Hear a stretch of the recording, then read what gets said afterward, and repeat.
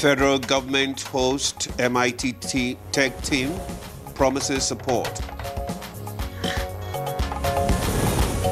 We are Africans. Whether we are from the Maghreb, or from Central Africa, or from West Africa, essentially, we are in the same boat. UAE-Nigeria deal raises hope for clean water, solar power and stronger cities. We believe sustainable shared prosperity is possible. Defense Minister assures safer schools, says security is key to learning. Empower teachers with resources and training, and foster stronger collaboration between schools, parents, and communities, which is very critical. And good morning, Nigeria. Today we shall focus on 2026 Armed Forces Celebration and Remembrance Day.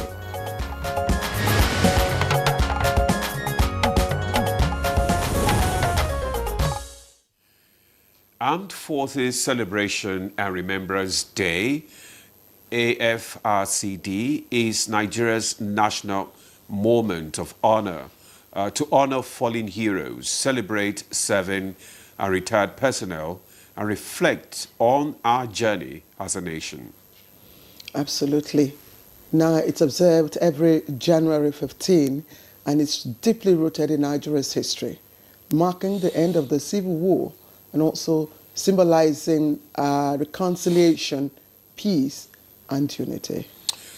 Before 1970, Nigeria observed Remembrance Day on November 11th, in line with the Commonwealth tradition, much like Poppy Day in Britain. All right, let's just give you a little bit of that history. After the surrender of the Biafran forces on January 15, 1970, now the date for the commemoration was shifted in what was a powerful statement that that war had ended and that the nation, that's Nigeria, had chosen unity over division. Yeah, absolutely, Claire. The message: in war, there are no winners, only heroes who paid the ultimate price for Nigeria's sovereignty. So in 2024, the day evolved even further, and its name was officially changed from Armed Forces Remembrance Day to Armed Forces Celebration and Remembrance Day. And that's very vital because it reflected a dual purpose. To remember the fallen, yes, but also to celebrate the living, our serving personnel, our veterans, and the families who stand behind them. So yes, today, Armed Forces Remembrance and Celebration Day serves as both a memorial and a call to national unity. It also reminds us that while war brings pain, sacrifice builds resilience. On today's occasion, the nation once again honors its heroes, those who fell and those who still wear the uniform. Absolutely. Now, from the usual wreath laying at the National Cenotaph here in Abuja to the release of the white pigeons symbolizing peace, there will also be military parades and community gathering across the country. The message is sobering. Freedom is never free. You have to pay the price for it. Absolutely. And there are those, of course, who paid the supreme price. So this year's commemoration comes amid renewed calls for better support services for veterans, families, improved welfare, for those, serving personnel, and give them deeper national healing and national meaning, if I should add.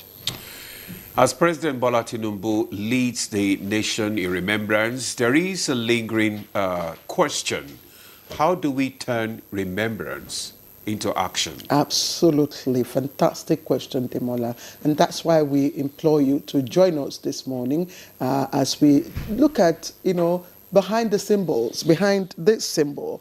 We've been wearing this, since last year. We also want to hear from the veterans and widows and ask, Nigerians and you, the viewer, what more can we do not just on January the 15th, but also every day for our fighting men, for those who have paid the supreme price, those who fought in the First and Second World War, those who fought in the Nigerian Civil War, those who fought in Sierra Leone, those who fought in Liberia, those who fought in Sudan, and of course those who are still fighting banditry, exactly. criminality, wonderful, and so many excellent, excellent, Demola. So that's why we're asking you to join us this morning for this very vital conversation. As always, as we progress, we will display the numbers that you can also join us. I am Claire Dilabu Abdul Razak, and it's always a pleasure to have you with us. And I'm Ademola Adeoye. It's always a pleasure having you join us on this program. The newspaper review comes up shortly with Chukwudi Okoli Ubaja. But first,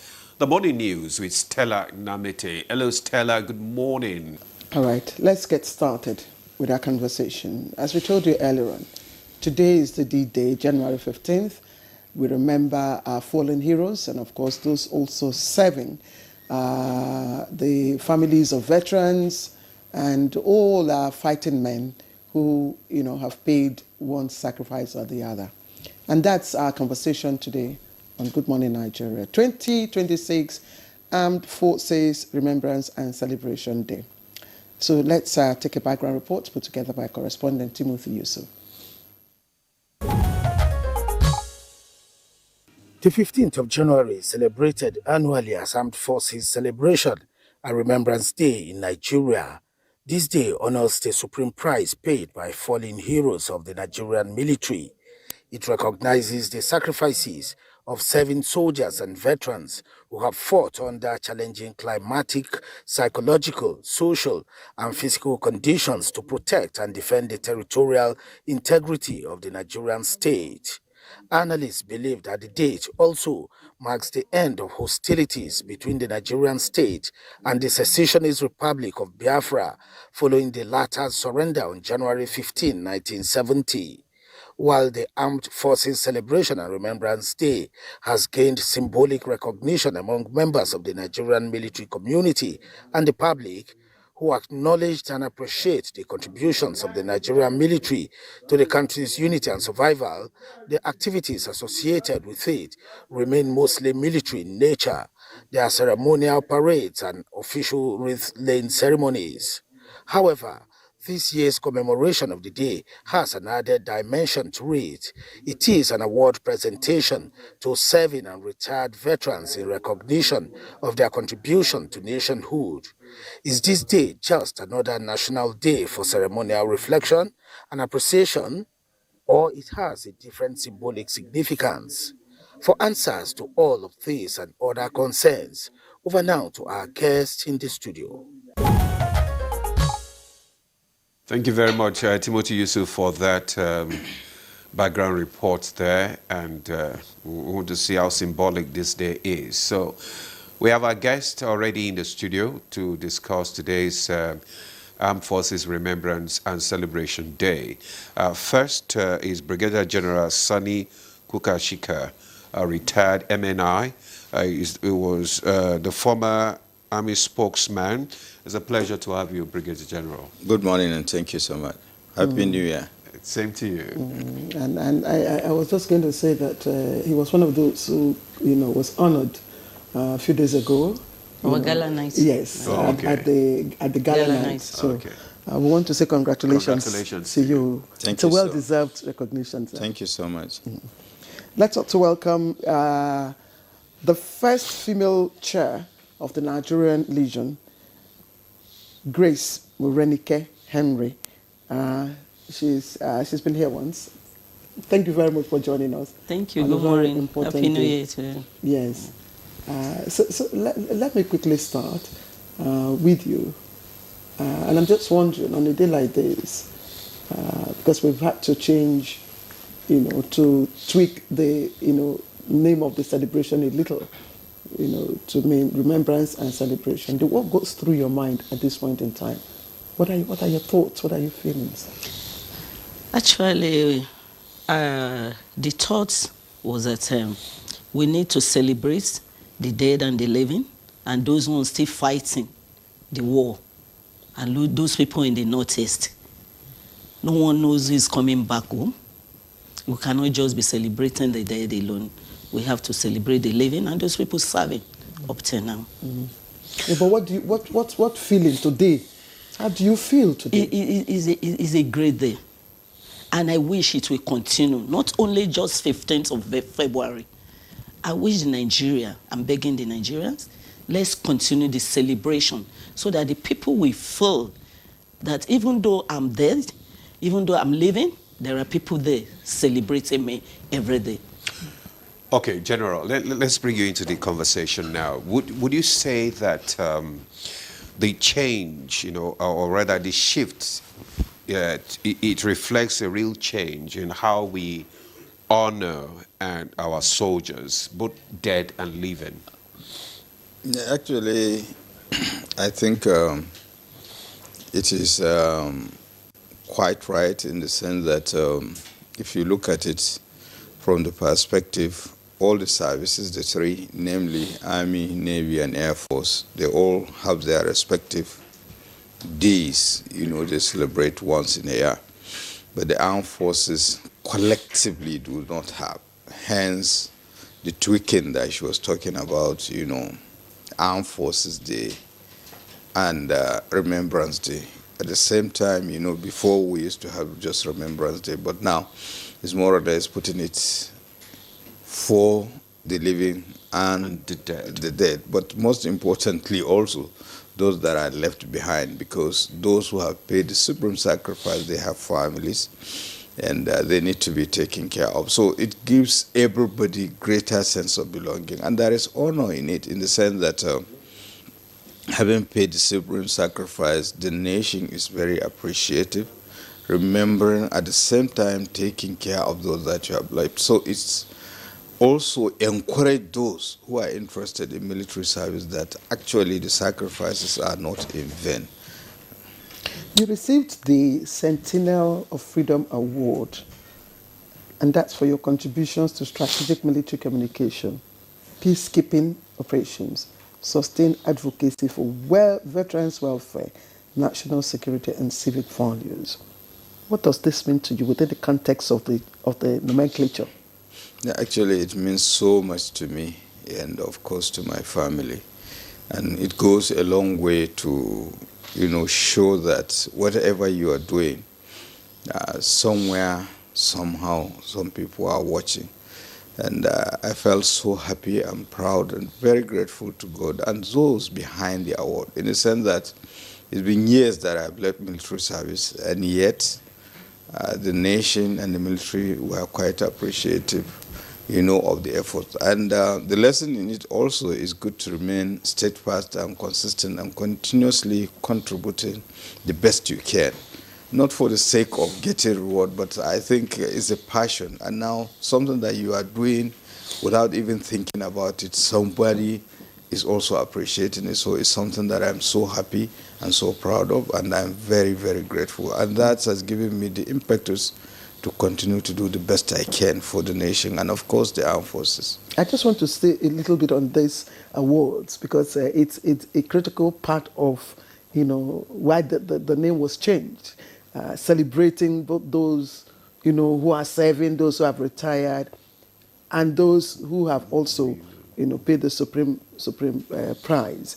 But I'll just keep you on hold, because I understand that Mrs. Morenike Henry will soon be leaving. You have a question. Yes, but let's just introduce Group Captain Sadiq Garba Shehu, Defense and Security Consultant, who just joined us now. Group Captain, it's good to have you join us for this Good morning, discussion. and thank you. Good morning to the viewers. All right, so we'll leave you to just rest a bit, then we'll come back to Madam. Madam, we're looking at the sacrifices of our heroes past, which brings a solemn obligation to build a society worthy of their sacrifice. So what concrete steps is being taken to turn the various promises that have been given in the past into reality, especially for the widows and for the veterans? First of all, I would thank the Mr. President for what he has done since he has assumed office. The people that fought the veteran that fought the Economic War, those ones still alive, They just gave them a land, and which they've even come to me and said I should help them to thank the Mr. President, because they've applied and begged for this for long. Okay. And this one just came in now. They've given them a plot of land in even Asokoro, both the soldiers and men that served during the Ekumong war. I say, Mr. President, thank you, sir. The widows, we've been looking into it with the First Lady. We are planning with the CDS wife, with the minister wives. We are planning series of empowerment, how to see how we can help them, and which the president's wife, for the past 2 years, she has been giving them some little token, which I believe, if you can really work on it, no matter how small money is, if you are ready to plan for yourself, to work for yourself, you can still use that money. 250 go a long way. We may say Nigeria is very bad, but if somebody comes to you now and give you 250,000 naira, if you really want to do something for yourself, I think you can start something from there. That's, let me go ahead. If it is pure water, nothing you put on the ground in Nigeria and that somebody don't come to buy. I say thank you to her for that. We are experiencing it for the first time. And she is still planning a lot for the widow, the minister's wife, and the CDS wife with her. We are planning a lot for the widows and their children and the orphans they left behind. Let me ask you, sorry, I know that as the first, chairman of the Nigerian region, it wasn't easy. I remember the first time when you came, and how it took quite a lot of convincing to get you, but it is a turning point in a military system that's deeply rooted in military tradition and all that. So what does it mean to you, and how do you think it has reflected in the remembrance, in the services, and of course in leadership? Actually, you can see now we have a lot of changes in the Remembrance Day, what we've not been doing before, and bring it into it as a female. First of all, I would thank the Mr. President for locating me, finding me, and making me the chairperson of Nigerian Legion. I'm not an alien, I'm not a stranger to the military. Actually, I retired as an NCO in the military. And like I was discussing with you, when I left, because I was not commissioned, I find out that I can no longer stay. I traveled to UK. I find out that the UK I went to is not even a place that I can even stay with my British passport. So you Japan? Japan. You find out that being a black, if you're not white, you're not fitting into the society, no matter the passport you are carrying. And I even want to join into the military, the Royal Military over there. I still find out that the military there and military in Nigeria is almost the same thing. Let me work in care home, veteran home. That is the veteran home I was working when a retired Brigadier General found me when he was made the chairman of Nigerian Legion. He said he wants me to come and work with him and bring in the innovation of the white people. I was telling him that some people may want to say because of the rank and the way I retired. And he said, no, I was not dismissed from the army. I retired honorably, that I can still come and do that. All what he wants changes among the veterans. He wants changes, and he believes that I have it. I should please come and work with him. That's where I'm there today. And the changes are they been visible? Yes. First of all, I started renovating the office to make it look like an office. If it happened today, I'm no more the chairman. Whoever that come into that office and whoever that come to visit them, we know that it's coming into an office to see somebody as a chairman in the office. So I've turned the whole place around. And I have a plan now of building veteran estates, which we have started partnering with people with the help of the Minister of Defense when he was the CDS and the Rail Minister, the second minister sitting with him. We have an MOU. Then we want to take it off from Abuja so that the other states can copy and key into it. So when you are retiring from the service, you will not be afraid that where are you going to? You don't, because we are used to the barracks. We don't pay rent. We don't pay light bills. After paying you whatever they are paying you, if you remove the rent money out of it, what is left over? Nothing. But if you have a home that you can easily go to, like what they do in abroad, you just pay token every month. But you believe no landlord will come there and chase you out.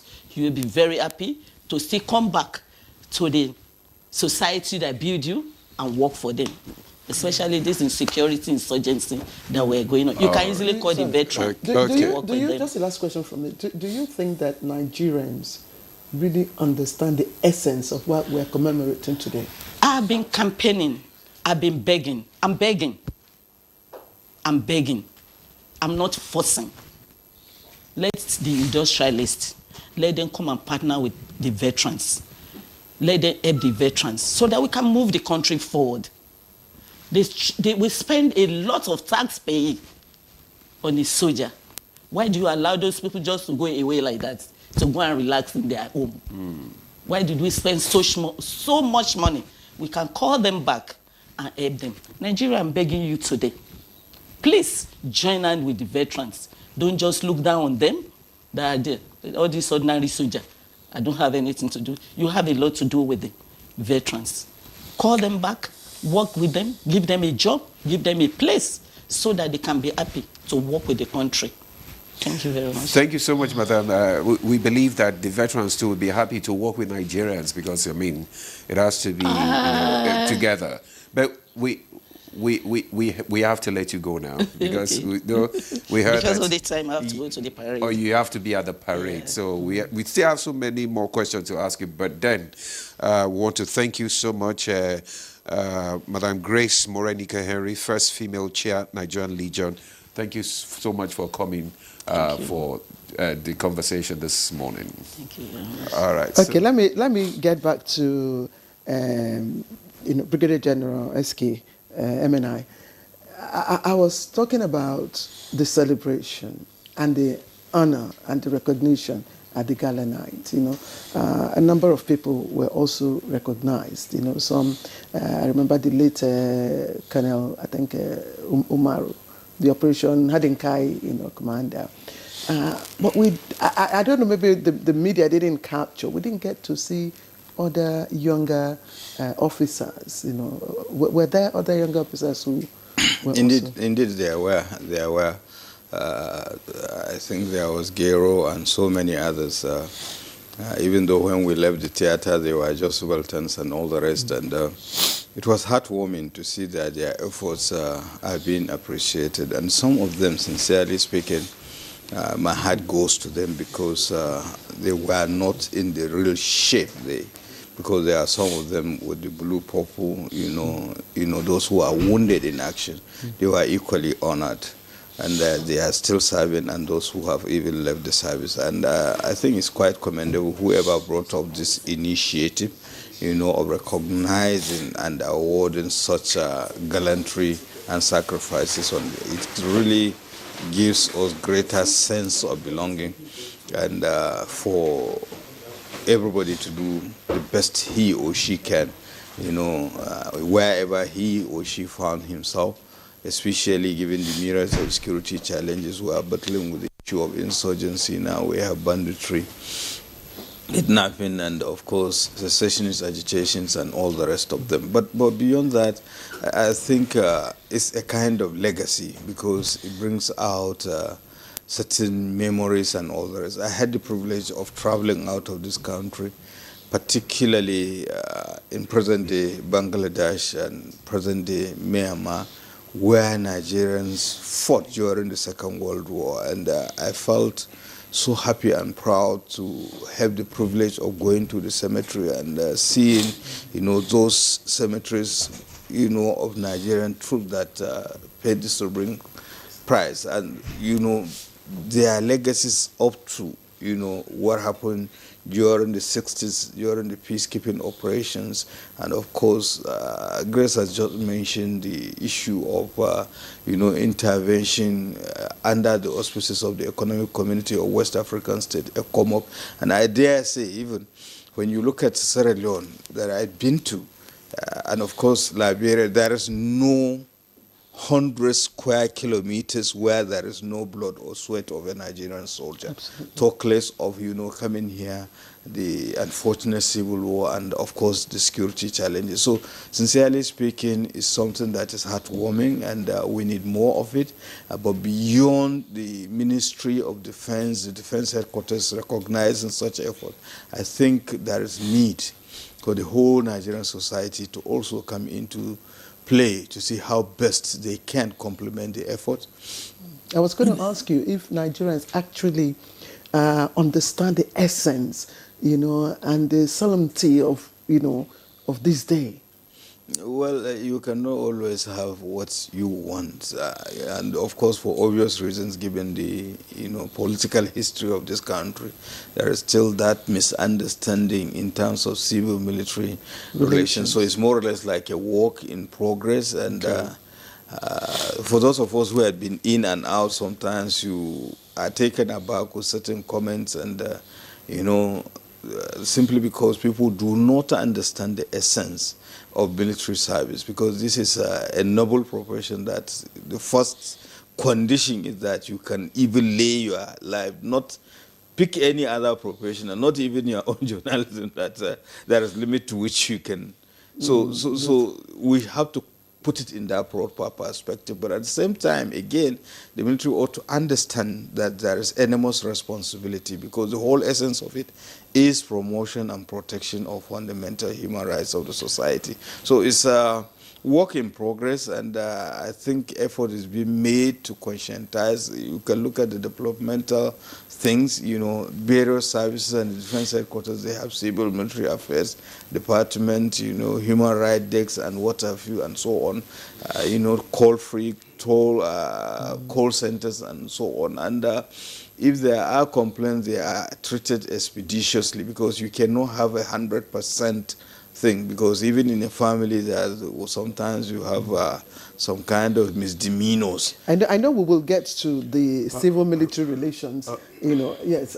Okay, thank you, General. Okay, let's bring in Group Captain Garba now into this conversation. We want to get your perspective on today's significance, actually, celebrating the armed forces and the fallen heroes. How would you describe today? What is the significance, actually, from your own perspective? Thank you very much. The military profession is not, we cannot say it's the most preeminent profession. However, it's a profession where people join, not because of monetary entitlement, but because they want to defend fellow citizens and also defend their country. So it is one of those, professions that it is not monetary gains that makes somebody to go. So the only return that the country and people can do is to also show respect for the sacrifice of those that have decided to serve in the uniform. Either those ones that paid the spring sacrifice, or the ones that are still living. They used, the better part of their lives, because an average soldier that serves 20, 30 years, he has spent all his life protecting the country. What remains is just a few years for him. We also have to recognize that those that pay the spring sacrifice, they leave widows, they leave orphans, they leave other dependents who are dependent on them. So any country that does not recognize and appreciate the service of sacrifice is actually endangering the security of that country. Because, the only way you can make future generations to also think like their earlier generations, that we owe a duty. There are some part of the population that will decide we are to defend the country. The only thing you do that is when they see those that have served, those that have died. How is the country remembering them? How is the country honoring them? It is only that can boost, recruitment and people willing to join. So again, when you look all over the world, almost every country has a similarity. It may come with different names. Armed Forces Remembrance Day, Victory Day, so many names, but all mean the same thing. So again, I must commend, the tinkering with the name to show that if you remember only the date, then what of the living?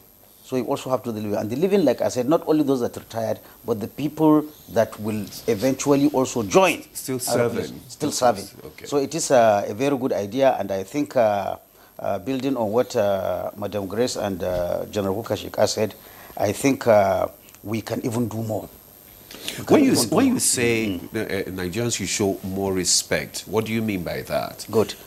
In some countries, this is an issue that she spoke about private organization. She spoke even the legislator have a role to play. If you apply for any job right now, either in the UK or in the US and European countries, at the end of the form, you will see they will say indicate whether you are a veteran. You will see it.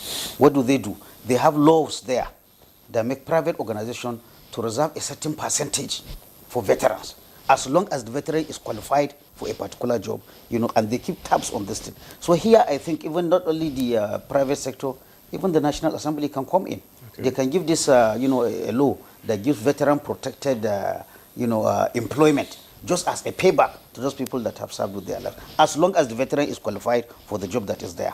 Having said that also, recently, this is my personal, and I've written somewhere several times, this issue of withdrawing policemen from private people, again, I wish I had raised this when Madam Grace was here, but I will see her and tell her about this. It is an opportunity to reabsorb retired military, even police, even security in general, into the vacuum that will be created by the removal. That is hoping that the order is carried out, because we hear now that the police are transforming into policemen with babariga. They will be following. But what I am saying, this again is being done by even smaller countries. The truth we are realizing now, after many years of suffering, is that the federal security forces are not enough, and are not likely to be ever enough, to solve all security situations. If you are a high net worth individual and you want a VIP protection, you can pull from these veterans who already have the discipline, have the training. They are even vetted because they are former military or former security people. They have weapons training. We could have into, not only just MIGAD, we could have armed security services. And these are places, again, is a way of paying back to the veterans. Okay. Because you could make it for veterans to set up these companies. All the instruments we buy, when we buy equipment from the US, from the UK, you'll be surprised. The people they bring here to come and train, they are veterans actually. Some of them are not even in the armed forces. They bring them because there is a requirement in the government, to assist veteran registered companies, and find job for people that are still able-bodied. Of course, depending on how you go, it's not everybody that is able to come back to service. Maybe somebody that has left 20, 30 years may not necessarily be fit enough to go back. But those that live in the middle ranks or not too old, they can be brought back. So I want the government, I want the veterans, body to look at this opportunity, of bringing in, and because to be honest, we need armed security services, and the veterans pool is already a ready-made. It's an instrument that you can use to easily fill in this. While the police will, generally protect this. Even the idea of saying that civil defense should take over, I think it's a short-term idea. Let's delve into other areas, because so that we don't limit ourselves to just the veterans. I'm just wondering, today is a very, very important day, not just for the military environment, but for this country. These are Nigerians who participated in different peacekeeping operations. Some paid their with their lives. Some are retired, frail, with all sorts of, health conditions and all that. And one thing that came to my mind yesterday is, why isn't it a national holiday as is observed in other parts of the country? Well, you are still coming back to the issue of awareness of the general populace, because it's only when you understand the significance of something that you give it the desired, importance. Unfortunately, this issue of veterans, remembering veterans, honoring them, is not really ingrained up to now. Yes, you see, once in a while, you see some flashes, some airlines giving rebates as a show of respect of what veterans have done. But then again, like Madam said, it's continuous engagement. And even the media here, you have a lot of role to play. Let people look what happens in other countries. Let people look what the benefit is. If I not only sacrifice, even the international prestige, right now, right now, whether we like it or not, it could have been any other thing, for good or bad. The only one incontestable thing that Nigeria can show in the international arena as something that cannot be disputed is our performance in peacekeeping operations. There's no way you can doubt that. You see. So you see, not only spilling blood and life, even international prestige is built, on the work that our peacekeepers are doing. People tend to forget. I met somebody who was from Austria, an 80-year-old man. He was asking me about a soldier that died in Congo in 1960. He was asking me about Madugu Zonkwa. I'm relating to what General Kukashika said. He asked me about what Madugu Zonkwa. Have I ever heard of him? I was a lieutenant colonel that time. I said, I have not. He said that man was part of the team that saved some Austrian peacekeepers in Congo in, I think, December 1960, just about 2 months after our independence.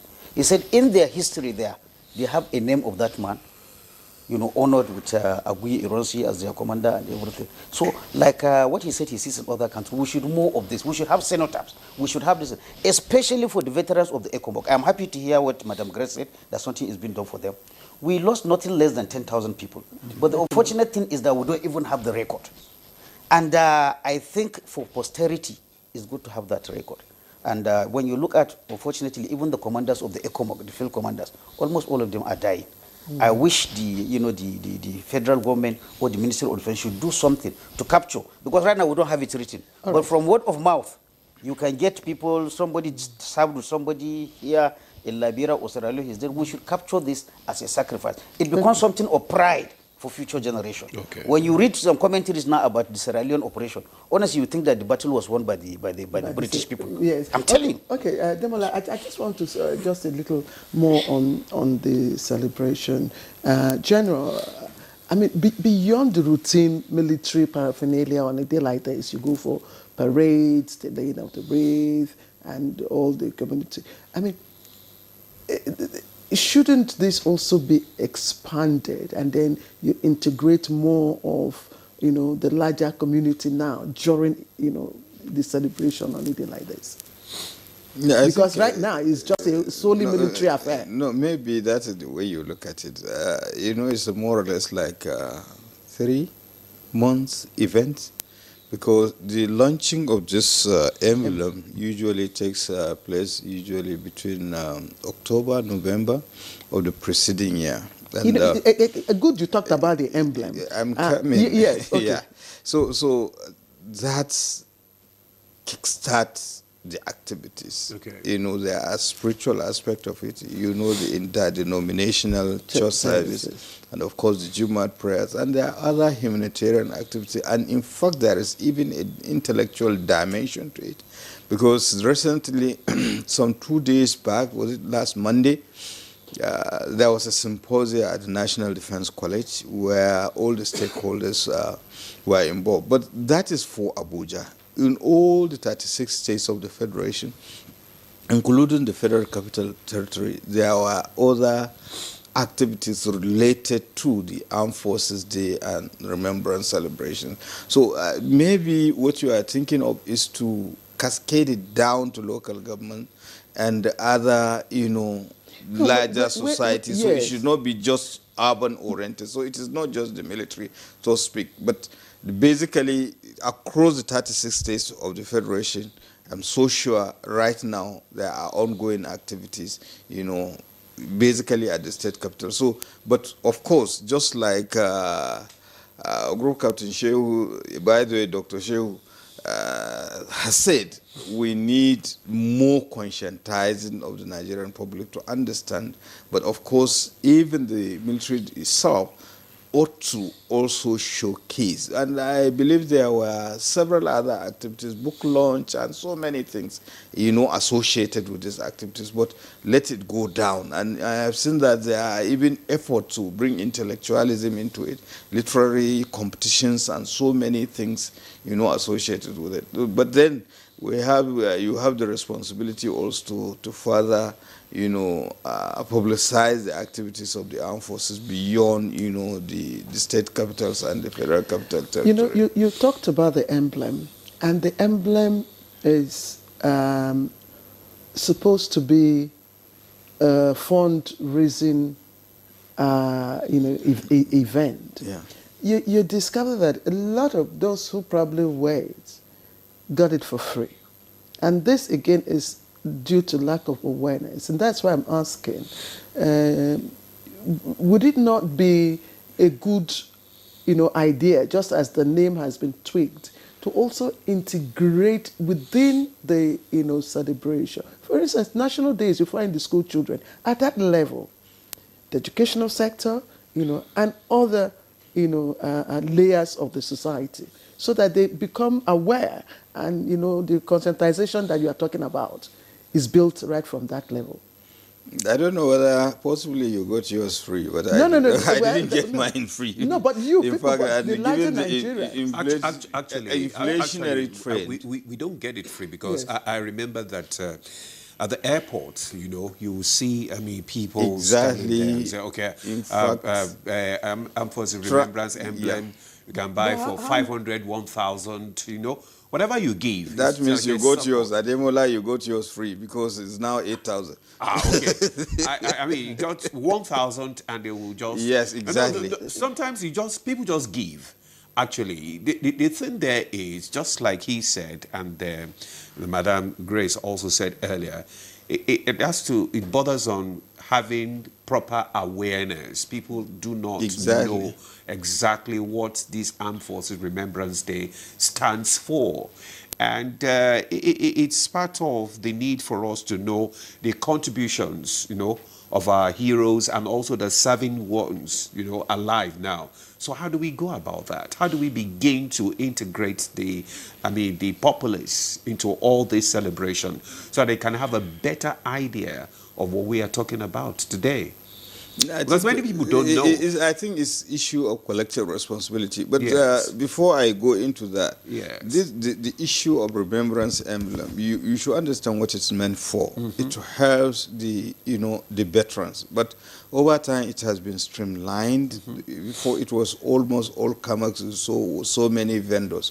But now it has been streamlined. And sometimes, the way you are saying, maybe it is free. We will have good Samaritans. They will just buy in bulk and give people. And even among the military formations and units, sometimes the commander will say, okay, let me also offset the cost everybody must wear. So sometimes you think that it is for free. But of course, coming back to first and foremost, we are quite, we will all agree, so to speak, that there is need for more awareness on the role of the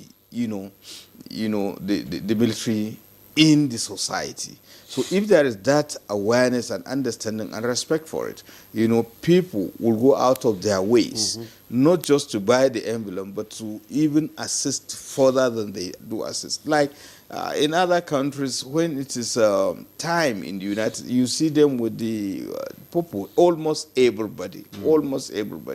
You are not properly dressed if you don't wear it, till when the time is over. So here is just a few handful of people because in most instances they do not even understand. Just like yesterday, somebody was asking me that he has a remembrance emblem, one of the northwestern states, and that he wore it last year and 2 years ago. I said, no, it has a unique identification every year, and it's a celebration that goes on for about 3 months. And in fact, just be in the lookout. You will see some people again simply because they are not so much interested. Even after today, January 15th, you will see them wearing it. So we need to, intensify campaign of awareness so that people will understand the significance and the need for them to also contribute, hence, and knowing fully well the proceeds where they are going to, How do we bring in the private sector into this, celebration and a Remembrance Day? Because earlier, Madam Grace said something like that they're trying to involve the private sector too, to partner with government. Because everything, government alone cannot, fund it or handle the situation. But you need, because we have the larger society, which is dominated by the private sector.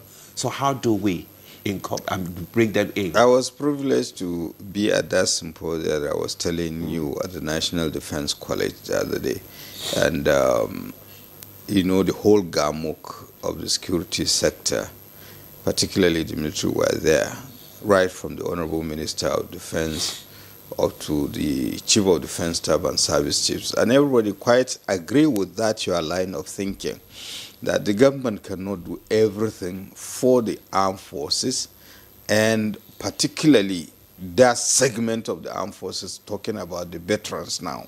And so how do we go about it? Then the need for private sector to come on board. And I know that there are kind of master plans, so to speak, in conjunction with the Nigerian Legion, the Veteran Affairs Department of the Ministry of Defense and the Defense Headquarters to see how best they can. But above all, there is also an understanding they will intensify campaign. And I know that well-meaning Nigerians and entrepreneurs, just like Group Captain Shehu has said, there were airlines that actually have come into play that giving rebates, to veterans, that if a ticket is being sold at so amount of money, they have certain rebate of 10-20%. I can't say precisely. Going back to those days of railway warrants and what have you. But beyond that, again, even supermarkets, stores, and all the rest, those privileges to see how best. But most importantly, housing is also a problem. That's where do you retire to? But then what has been brought to the fore is the issue of health care too. Because you know how it is, your best productive years have been, taken, during the military services. Now you are no longer as active as you used to be, so you need more health care. So the issue of insurance, the issue of health care. Yeah. And what I was saying is that beyond not just the military, because most of us, if not because of the security challenges, many are IDPs in Abuja and all the rest, but the truth is that people would like to retire back to their society, their villages. But for instance, if Group Captain Shehu come from Kiawa, let's say in Kano State, what are the health care facilities available to him as an aged elder statesman, at that level? So beyond thinking of him, we should think of the wider society so that these facilities are also working, that you can retire peacefully to the environments you wish to, So, and healthcare, education, and so many other things. And there is need for, private partnership, public-private partnership to support all these efforts. All right, General, thank you. We have lots and lots of questions to ask when we come back. Our correspondent is joining us, Ismail Musa is joining us at the moment, and there he is standing at the National Arcade here in Abuja. Ismail Musa, our GOC, what's happening? GOC without room. Good morning, Claire and Ademola, and the People's General, Saniku Kasheka. It's a pleasure having me here. You're all welcome to the National Arcade here in Abuja, venue of the 2026 Armed Forces Celebration and Remembrance Day. Here it is a bright and a busy day. And as you can see behind me, all is set for the commencement of the annual ritual historic event. From the end of the program here, I'm not alone, I'm with my co-defense correspondent, Olajide Bello.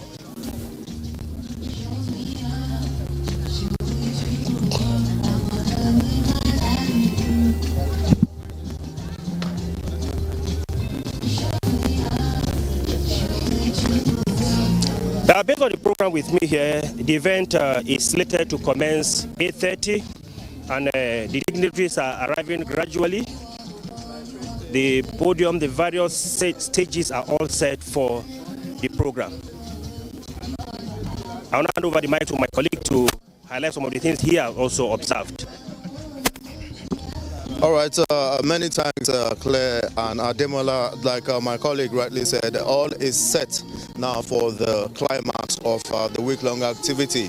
It started with junior prayer, transited into a church service, and also a symposium and other activities with renewed vigor for the armed forces of Nigeria, to improve on our security architecture. Let me hand you back to Ismail while I observe other proceedings here. And Jide, don't go away. Yes, good. Okay, Ismail, I was just going to ask, everything is said, but who is likely to take, to be on the stand? Who is likely to take the salute? I mean, just give us an idea. Who are the personalities that we're likely to see and what is likely to happen? Information available to me, the Vice President, Chief Shatima, is expected to be the reviewing officer, and all the service chiefs, heads of security agencies, heads of intelligence agencies, and all heads of military and paramilitary agencies are expected to grace this historic occasion. And Claire, it is important to stress the fact that the name of the program or the annual event has been changed to Armed Forces Celebration and Remembrance Day. In the past, it used to be Armed Forces Remembrance Day, which seeks to give more emphasis to the fallen heroes. But the armed forces and the Ministry of Defense thought it wise to also honor, recognize serving officers and veterans. So this year, there's much emphasis on both serving, retired, and also the fallen heroes. Because we've been saying remembrance and celebration, they all along. But is there any difference in terms of which comes before, remembrance or celebration?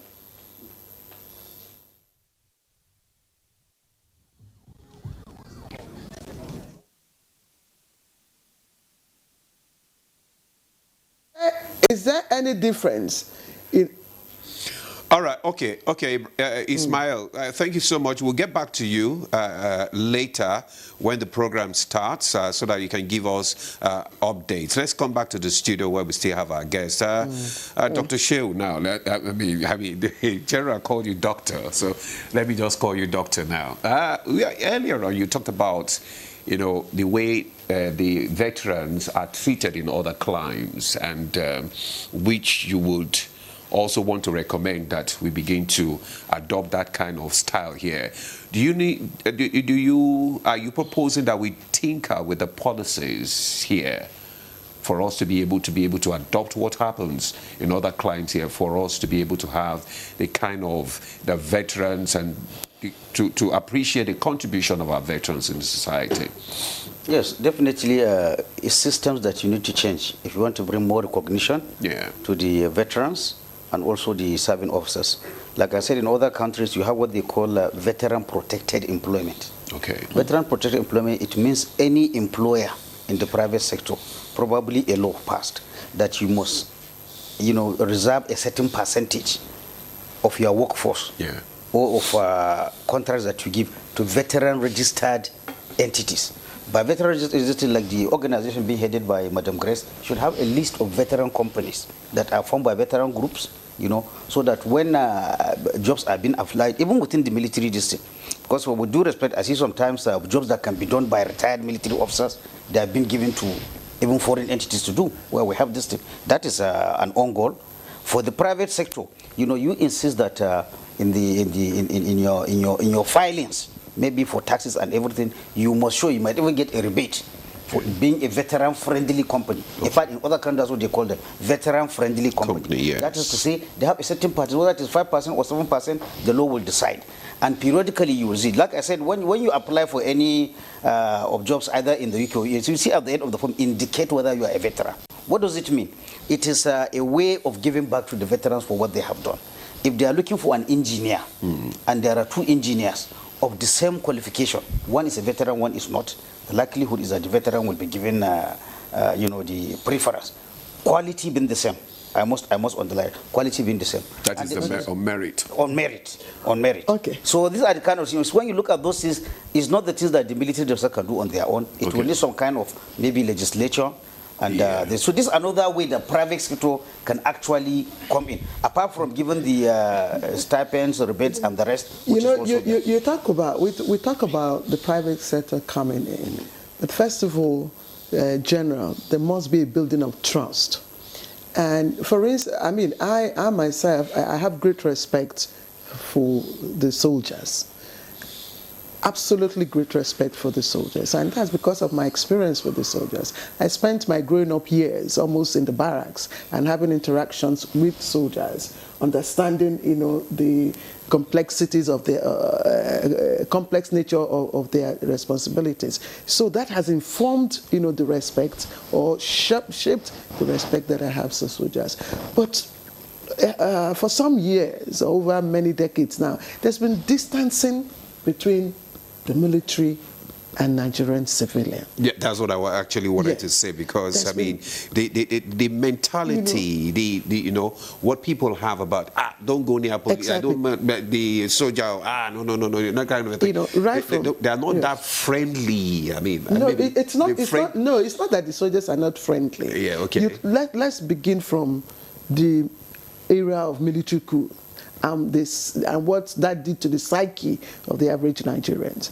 Let's also talk about the recent operations that our military men are, engaged in, and the media. And I'm asking you this because this is an area where, of course, you are a veteran, communication and and information. What do you think should, or how do you think civilian-military relationship should look like? What can be done to build trust and to mend its broken crack? I think quite a number of things need to be done. But first and foremost is to have an understanding of the relationship between security and national development. Okay. And who provides the security. So when you understand that the component of the security architecture in this country has a tremendous role to play in the well-being of the society, and the armed forces being what they are, they come top of the list, even though when you are talking about internal security, you think of the policing system and all the rest. So if we have that understanding, then of course deconstructing the image of the military of the military administration era. And there was a time I was telling a prominent person in this country, a member of the National Assembly, every day, during military administration, the legislature was not there, the military bastardized. I said, look, sir, one day you run out of excuses.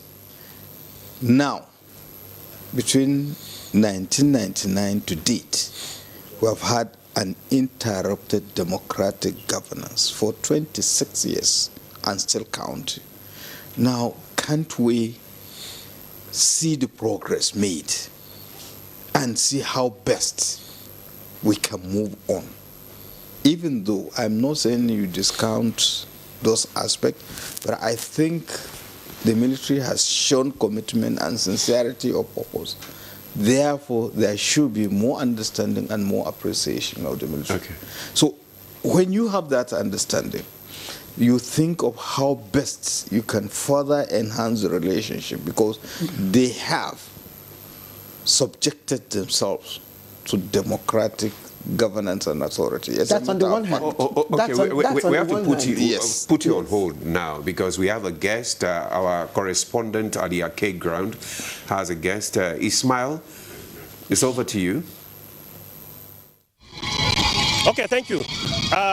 Ademola, you will agree with me, there are a lot of unique attributes of the 2026 Armed Celebration and Remembrance Day. And with me here to help highlight some of those activities is the Managing Director of the Voice of Nigeria, a former embedded, tested and trusted defense correspondent. It's a pleasure having you. It's my pleasure, my brother, and thank you too for your service to the country as the reporter on the beat. has been a long time. Yes. Now, Digi, tell me, what are some of the unique features of this year's celebration that worth highlighting? Thank you very much. First, let me use this opportunity on behalf of the management and staff of Voice of Nigeria to say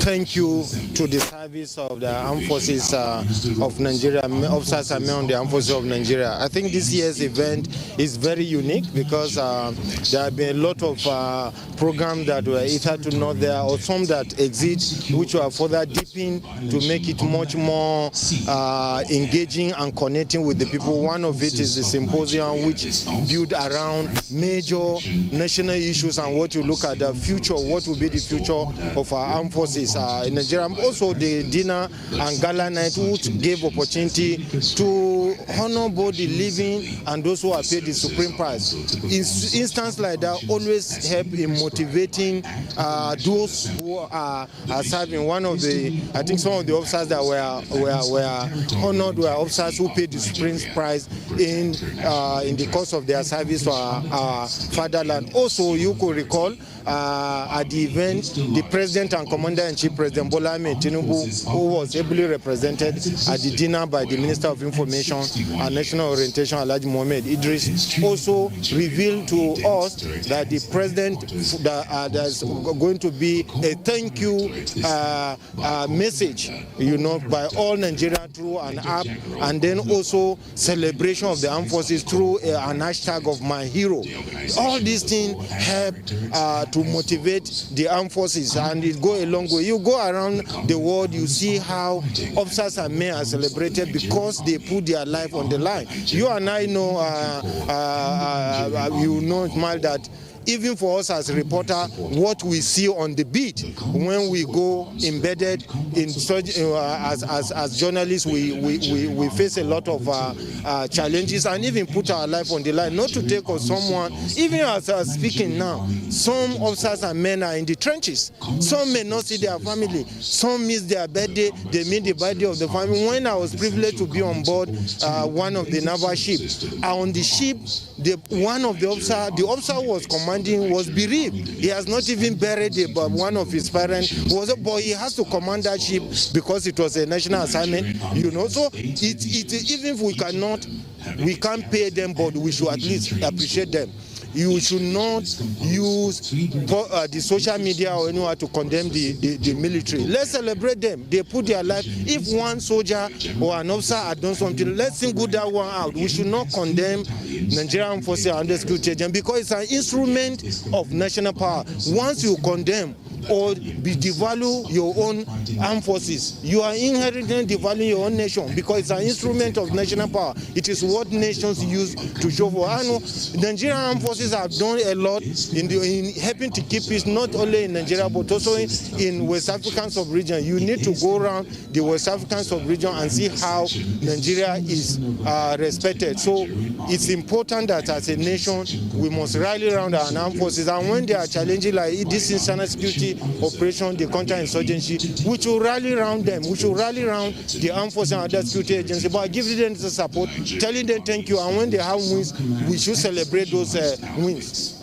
Babandache, yes. When it comes to issue of supporting the veterans or men of the armed forces, emphasis tends to be more on the government. What about the private sector? Yes, I agree with you. When the servicemen, they serve the nation, and whether you are in public or private sector, if the nation is not secure, you will not be able to do. So I think this should also extend to even the private sector concerned to give support to our member of the armed forces. And this support should not just go beyond, it should go beyond donations during emblem celebration, but creating opportunity for our officers and men. There is no officer today, and even some soldier, airmen and seamen that are not well trained, skilled in a particular area. So because they are retired doesn't mean they have nothing else to offer to the society. They must be incorporated deliberately in various both public and private sector concerned. You see an officer, every officer you see who gets to certain rank have done courses at home and abroad. He has served as tactical, operational, and strategic level. You know, if an officer is a major general, is equivalent Army, Navy, the officer will have done junior division, senior division, National War College, National Defense College, and also other courses, and must have been posted both at home and abroad, and may be a professional in a particular field. And when they retire, based on certain rules, they should not just be allowed just to sit down. You see what other countries do. There should be a deliberate public sector, both public and private sector effort to appropriate them for public good to continue to contribute their quota in the development of our country. And you see that even in the presentation, that was some of the issues that were raised about the need to appropriate officers and men who have served the country dedicatedly, you know, and make them very useful to the society as a member of our society. Thank you very much. Thank you, Jibrin Babandache. There's no dull moment each time I talk with you. It's a pleasure. And thank you for your service to the country too. As a reporter now, I see what you do. It's a privilege, and you are making us proud too on the beat. So keep up the good work. Thank you very much. Claire and Adimola, the clarion call is for all of us to at all time extend the hands of fellowship to the serving, fallen heroes, and the veterans. Over to you. Very much a smile there. Okay, we have heard, and Nigerians have listened to you.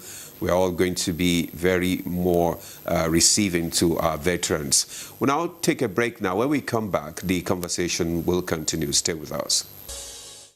Thanks for staying with us. You're still on to Good Morning Nigeria on the network service of the NTA. And we're still discussing today's event. That's the Armed Forces Celebration and Remembrance Day.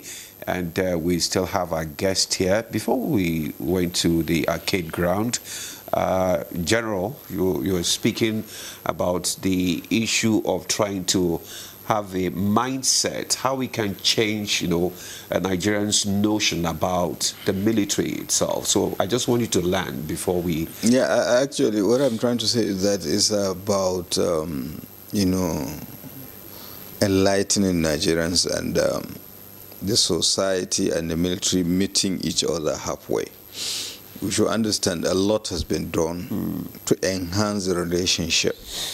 I was talking about, you know, so far they have remained faithful to the Constitution and to the people.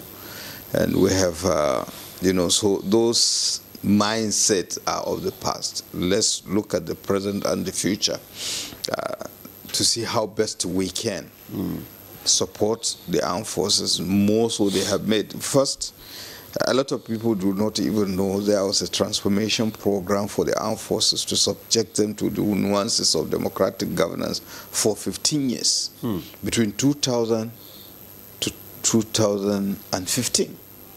And part of my argument actually that you cannot transform in isolation of the wider society. Nigerians should have also been sufficiently enlightened on the nuances of democratic governance given our past experience. And I believe we wouldn't have had the crisis that we have had in the early 2000s, you know, bent of emotions and all the rest of them. Then that is one. Then, of course, there are declarational changes in the sense that there were expansions. I made mention of the fact that beyond the public relations and information department they have, now the armed forces have Department of Civil Military Affairs, you know, at the service level, you know, and it has gone down to, you know, formation level with human rights decks and all the rest of them. So we ought to understand and appreciate that fact, and then to see how best we can further enhance and support this effort by the military, given the fact, the nature They are, used to instrument of coercion and all the rest of the things. So the issue of bloody civilian and all the rest, they have all gone. The issue of mad dog, they have all gone now. We treat each other with respect and civility. But of course, like I said, to whom much is given, much is equally expected. That the military should continuously be apolitical, be professional, and then the society should also help to see that time-tested conflict resolution mechanisms, we revisit them to ensure that, systems are working. Conflict should not be allowed to escalate. Take, for instance, the banditry that we're having and the kidnapping, particularly in the northwestern part of the country. It is just the hardest farmers' conflict that was mishandled. And now we look at the other component, or the three tiers of the government, three tiers: federal, state, and local government. Only federal and state that is working. So the local government system should be working in the sense that they can be able to absorb, deal with issues when they emanate from the locality or the community before they escalate to talk less of bringing the military that are not supposed to be seen. Now they are performing policing duties and all that. So quite a number of things need to be done to ensure that, or rather to enhance the relationship so that this issue of trust and understanding is promoted. Thank you very much, General. The need to enhance relationship between the military and the bigger society. Now, we just said that Olajide Bello is standing by to give us an update. Okay, Olajide. All right, many thanks, Demola. All is now set. The parade is ready for inspection, and any moment from now, the special guest of honor would walk in and the events will commence in earnest. And of course, the service chiefs too will be the first to come before the special guest of honor. But a quick one, some of the issues raised during the course of the celebration, the veterans were actually having issues of housing, something they are not really used to. And of course, they were talking about their health policies not covering all the health illnesses that they encounter. And of course, some that have resulted into famine said that they would need the federal government and the intervention of the Ministry of Defense to intervene so that they can get subsidized implements to enhance their farming activities. So I think this could be some of our issues to be addressed in the studio. Ademola, what do you think? All right, Jide, thank you. Of course, we've had to speak on some of those issues. Jide, Grace Morenike-Henry did talk about the needs of the veterans and what can be done, and of course the involvement of the private sector. General Kukasheka and Group Captain Garba Shehu also emphasized on that, especially the welfare. But I would also like to, I don't know if you have any more information to give us. I would like to escalate that to the two guests here in the studio and hear what they have to say. Because Jide, thank you. We'll get back to you, except you have any more information to give us. Okay, thank you, Jide. So let's quickly. I mean, we were some time ago. I keep saying it. We were in Maiduguri and we saw young serving soldiers with family. Of course, they complained about the length of time they had to stay in the areas of operation without even having passes to go and see their families. And even when they do receive such passes, it's usually very limited. And then, the logistics for them, it's nothing to write home about. We've also seen young, soldiers take to social media. You would say this is the benefit of, the digital age. But it's unlike, it's never done. It whittles down the discipline that the soldiers are known for. Group Captain Shehu, do you think that this new nomenclature, the new nomenclature now, will it in any way help our men to balance asymmetrical and symmetrical warfare? that's going on at the moment? Thank you very much. Your correspondent used the word ritual, the annual ritual. I think the armed forces should go beyond the ritual. That is the honest truth. It should go beyond just laying of wreath and then pinning of poppies or the emblem. Yes. The best way you can help a soldier, as a retired soldier, I think the most pressing things they have, and we must be honest, is a problem, is health care. You don't give health care as a tokenism. What do I mean tokenism? If you divide health care and say maybe for Panadol, for this thing, that is what the soldiers' health care, takes care of. But for higher emergencies like interventions, you have to pay for money. Then you have not solved the problem. I want the policy makers to look at the issue of health care. Just before coming to this event, I saw one of the videos you are talking about of a soldier who said he got injured, but he was the one paying himself. He might have been telling a lie. But again, this is the issue with social media. Again, I want the, when social media came, actually the military had a very tough task how they can even adapt to it. But I'm happy to see that now even commanders, sometimes even service, we see them on social media.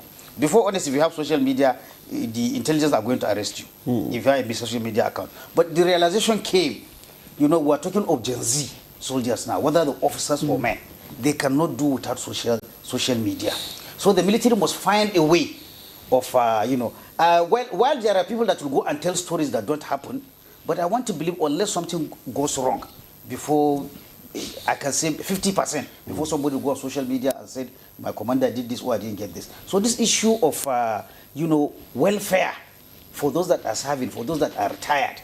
We attend military hospitals, but to be honest with you, it is up to a certain level. In other countries, it is not even the monetary benefit that make people join the military.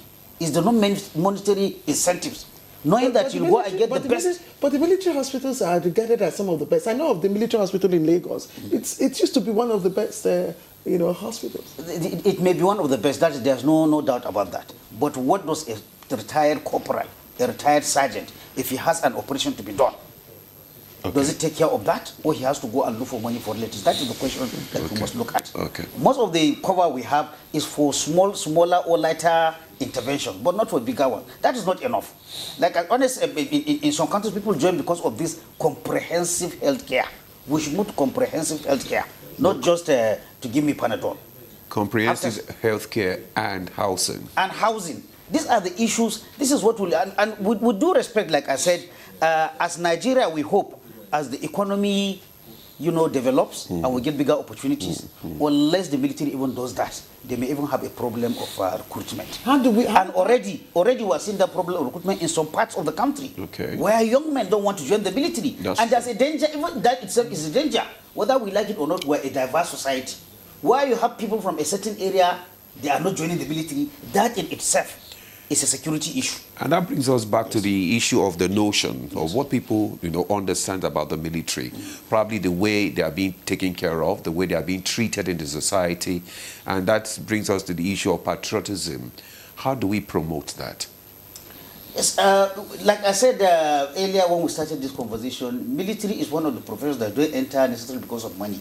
It's because you want to be your brother's keeper. It's because you want to protect your country. But having said that, human beings are human beings. Some of their basic needs, you really have to, take care of them. Because the military or any security agency, you are competing with other sectors of the economy. You are competing with education, you are competing with... So the tendency is that the more we have negative stories coming out of the military, the more you are going to have problem even recruiting people. And the military is nothing without people joining it.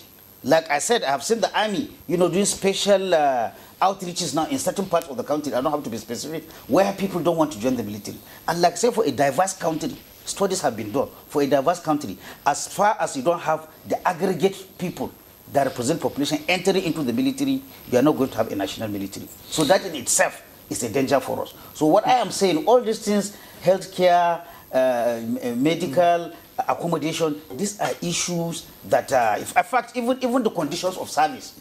Even the conditions of service. I always tell my interlocutors in the military that there's generational change. Yes. These incentives are not there right now. Is that what you're saying? They may be there, but not sufficient. That's what I want. On essence, I can go to any military hospital, but what level of care can the cover given to me take? Okay. Which one I have to go into my and depending whether you are an officer, whether you are a general, whether you are a major, whether you are a private or this thing, of course there's a limit to your pocket to what you can do.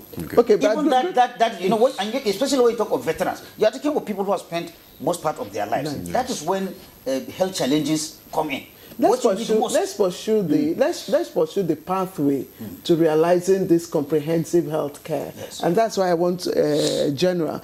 Who should be the responsible for this? Whose responsibility is it? When you are talking about healthcare, are you talking about those in service, or you are talking about the healthcare of the veterans? Both. Because he has talked about both. Because those in service are still going to exit. Exactly. So we're talking about both. So I know for those, let's start with those in service. There are healthcare facilities and almost across all the units and the formations. To what extent they are optimally used and equipped, that's another thing.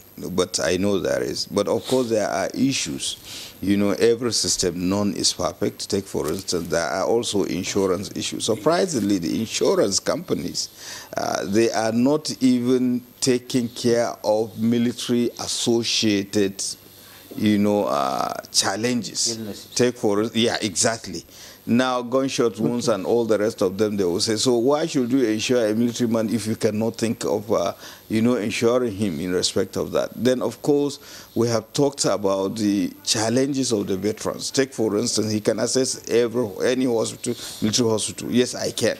The truth is that, again, to what extent? Because there are certain things the insurance covered. Then you have to buy some medication, and of course it depends on the size of your pension and so on. So I think there should be comprehensive health care, not just necessarily in the public institution, hospitals, but even in the private, the veterans. And I think the best way to go about it, I think we should have an endowment fund. Just like they do the TED fund, let there be certain percentage from the taxation for the well-being of the veterans, so that we can fund all these things. And of course, they too, the veterans, they have a lot that they can contribute and come into. He has talked about the security aspect. In fact, even the services like the army, they have the super grid that you can tap on, so they can, do this. Yes. There are so many things that. Honestly, I really wish we could even extend this. Yes, but let me quickly appreciate those who have sent in their messages. Although I have no name here, but this one says, he's in support of retired Group Captain Shehu on the retired veterans who are still young to join the security team because of their experience, of course, to contribute. This says, enjoying your program. Please, FG should help remove shame and disgrace from the veterans by increasing their monthly pay. So we thank you. Okay, let me just take this one. Nandom Wieb from Jos, he said, devoted love, support and defense of one's country is what patriotism is all about, but it bleeds my heart to see the way and manner we, the citizens, reluctantly recognize and honor the personnel, civilian staff and families of victims who gave their all for this nation simply because they are of other ranks or non-commissioned officers, not politicians, physically challenged or from poor background. The life of one Nigeria should be valued. Thank you. God bless you. All right, we have to go. And, all right. That's Good Morning Nigeria for today.